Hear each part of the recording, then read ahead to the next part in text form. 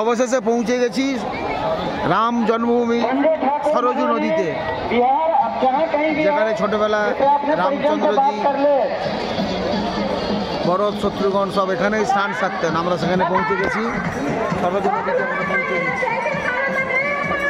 দেখাচ্ছি সরজু নদীর দৃশ্য। বহু মানুষের ভিড়, মানুষজন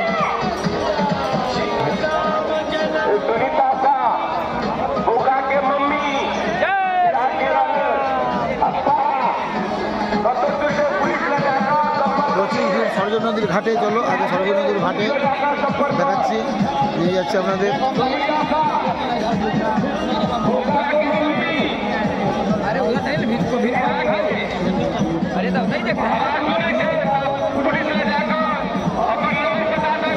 এই জায়গাটা মিস করে অন্য সময় আসতে ইচ্ছা হবে না, না?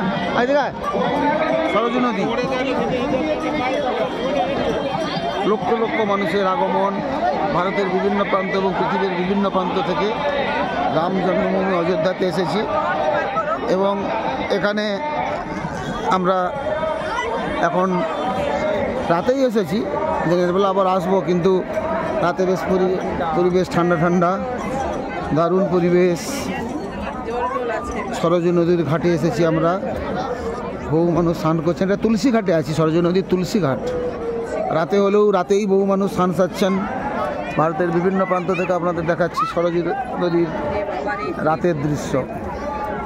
এখানে বেশ ঠান্ডা, কিন্তু ঠান্ডা বলতে বেশ রীতিমতো ভালো ঠান্ডা।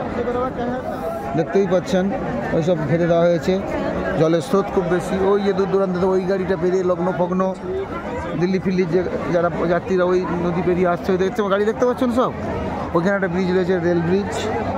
ওই ব্রিজ দিয়ে দেখতে থাকুন, আপনাদের সুস্থ থাকুন, ভালো থাকুন। এখন সরজু নদীর ঘাটে এসেছি, অন্ধকারে এসেছি, একটু স্নান সারবো এখানে। দেখতে থাকুন, সুস্থ থাকুন, ভালো থাকুন।